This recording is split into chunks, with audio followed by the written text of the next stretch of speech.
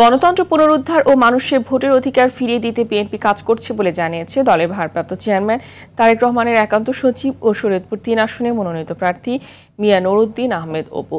সকালে ডামুডা উপজেলার বিভিন্ন বাজার, ঘাট, গ্রাম ও গুরুত্বপূর্ণ সড়কে পথসভা ও ভোটারদের সঙ্গে গণসংযোগে তিনি কথা বলেন।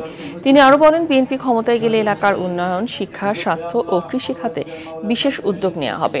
বিএনপির হিংসার রাজনীতি করে না বলেও জানান মিয়া নুরউদ্দিন আহমেদ অপু।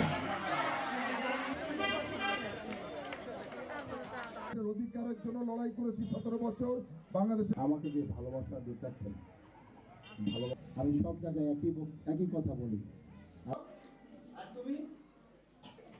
আমাদের প্রিয় নেতা জনাব তারেক রহমান সাহেবের আজকে শুভ 61তম জন্মদিন।